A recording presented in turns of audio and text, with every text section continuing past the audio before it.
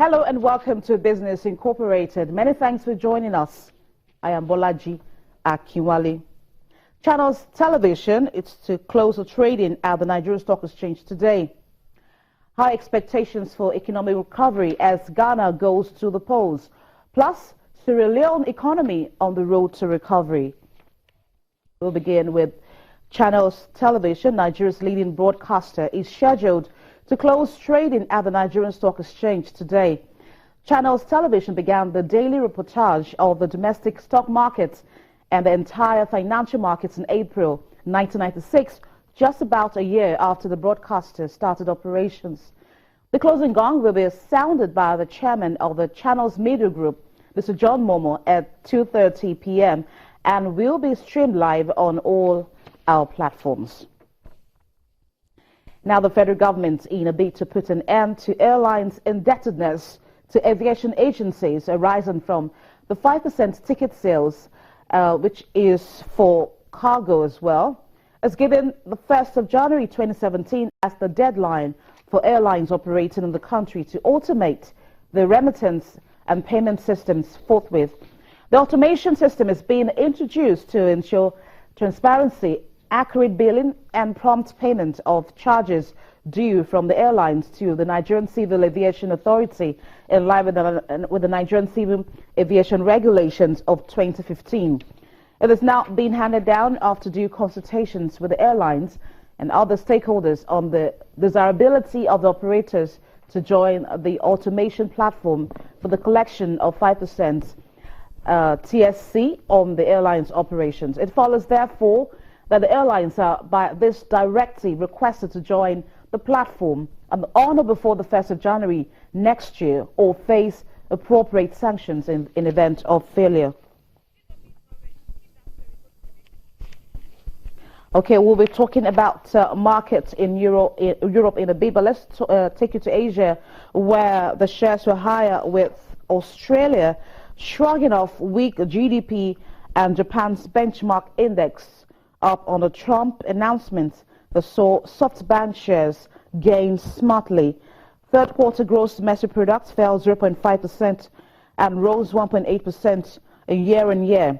The Australian dollar fell 0.43% against the greenback. The Nikkei 225 was up 0.74%.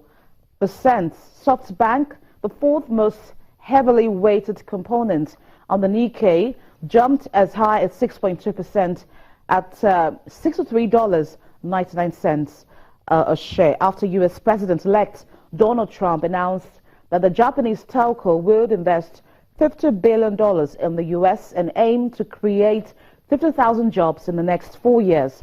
The Shanghai Composite closed up 0.7% as the Shenzhen Composite was up 0.9% at 2,090.32 points. In Hong Kong, the Hang Seng gained 0.44% by mid-afternoon.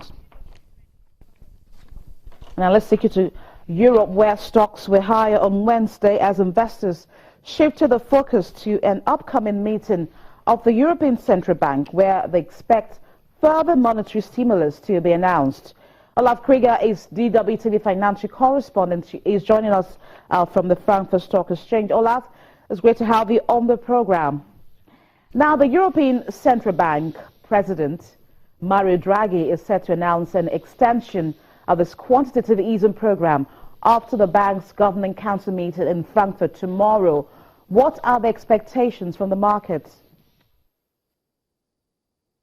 Well, I've been told here at the Frankfurt stock market that there is simply no alternative for Mario Draghi to put out his bazooka again in terms of extend those massive bond buying programs to help different economies in the Eurozone, because many of them are still in hot water. And if you're going to decide something else, it would really a slap in the face here at the Frankfurt stock market. Every trader is convinced, as it looks right now, Mario Draghi is going to continue his policy to supporting the different economies in the Eurozone. A completely different picture in the U.S. Janet Yellen, the chairwoman of the Federal Reserve, has to race interest rates in December. That much is for sure if you ask a trader or an analyst here at the Frankfurt stock market. Now, a new set of data released in Germany showed industrial production recovered marginally in October, up 0.3% on the month and higher 1.2% on the year. What do these numbers say about the strength and outlook of Germany's economy? Well, I have to say it's pretty simple because so many economies around the world are not in that good shape, and that's quite important for German companies, for machineries, for car makers, because they sell the products around the world. And even if we stay in the Eurozone, like Italy, the new situation in Italy after the referendum, it's not even that easy for economy to grow and to have a new perspective, even for German companies to sell their products around Europe, around the globe, because so many former emerging markets such as Russia, such as Brazil, are still not out of the woods. And so this is really difficult for German companies to succeed in those countries as they used to be for decades. Okay, South Korea's trade regulator says a fine of 37.3 billion Korean won, and that's about $32 million US, would be slammed on Volkswagen over the automaker's false advertising in the diesel deception scandal. Is this piece of news rattling VW's shares in Frankfurt right now?